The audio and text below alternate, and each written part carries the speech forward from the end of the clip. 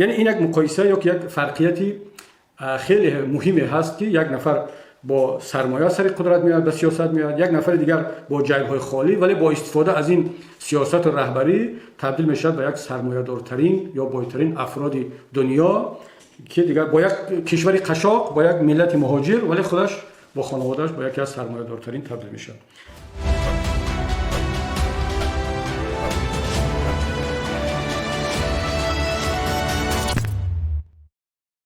ببینید من شروع کنم از مانندی ها، از عمومیت‌هایی که بین ترامپ و اکثر دیکتاتورها هست، به خصوص دیکتاتوری تاجیکستان. من خیلی مشاهده کردم یکی از مشکلات اساسی این دو شخص این یک بیماری هست به نام نارسیسیسم میگن یا خودشیفتگی، خود دوستداری.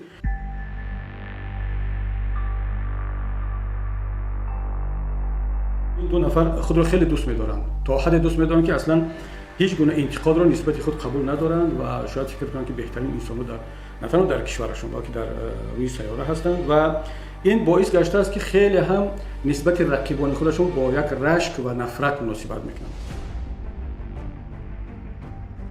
شما دیدید که مثلا حاجی میرزا که یک شخصیت خیلی معتدل مذهبی است، اگرچه بسیاری دیدگاه‌هاش من راضی نیستم و وقتی آخر خیلی هم به یک تبدیل شده است متأسفانه به یکی از مداحان این نظام، ولی فکر میکنم که از مجبوری است، دیگر علاج ندارد.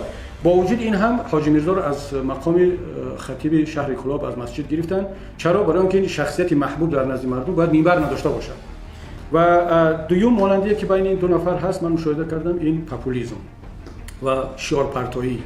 آقای ترامپ هم در طول اصلا از روزهای اول انتخاباتیش شروع کرد با پرتافتن شعارهای پاپولیستی که بیشتر می‌خواست دقت اون قشرهای دیهاتی و احساساتی امریکا را جلب کنه که واقعا هم جلب کرد. مثلا انتخاب کنندگان نسبتا باسواد، شهرنشین و آدمان یک قشر میانه و بالا اصلا با آقای ترامپ رای نداد و ترامپ هم همین کارو کرد. رحمان هم میبینه که بعضی میاد یک شعارهای میپرتاید عوام فریبانه و مثلا از یک شعار میگریزه به یک شعار دیگر.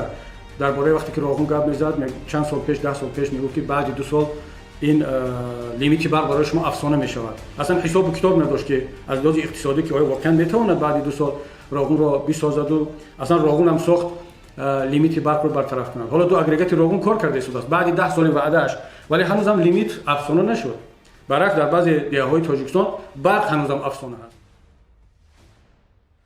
شاید یک عمومیت یک مانندی دیگر بین این دو نفر این است که یک کمی دروغگو هم هستند، خیلی دروغ میگن و خوشبختانه جامعه مدنی و بخصوص روزنامه‌نگاران آمریکا یک تحقیقاتی گذراندن که ترامپ در دوام همین 4 سال پرزیدنتیش چقدر دروغ گفت.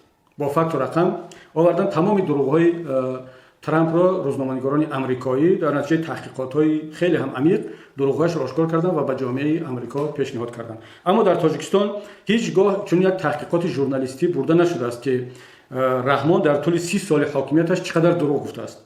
اگر ترامپ در 4 سال بیشتر از 100 دروغی بزرگ گفته باشد، من مطمئنم که رحمان در این 30 سال چند هزار دروغ گفته است. اما فرقیت‌هایی که من البته مانندی‌ها خیلی زیاد است، اما میخوام الان در اطراف چند فرقیت‌ها هم صحبت کنم. اول اینکه از نگاه من بزرگترین یا مشخصترین فرقیت بین ترامپ و رحمان در این است که ترامپ به سر قدرت همچون یک شخصی ثروتدار آمد. او قبل از آن که بیاد میلیاردر بود و آخرین گزارش‌هایی که من حداقل مطالعه کردم، ترامپ در همین 4 سال پرزیدنتیش چند درصد از ثروت بایگریش کمتر شد. در مقایسه با رحمانوف که خودش هم گفته بود در یک صحبتش که من وقتی که بعد دوشنبه اومدم با یک پیجاکی با یک موزه کرزی اومدم یا با چیده و کاستیم همسایه را قرض گرفتم اومدم وقتی که دپوتات شد یا کدام مسئولیتی در دوشنبه گرفت و باید می اومد. اما امروز سرمایه رحمانوف از سرمایه ترامپ شاید کم نباشد.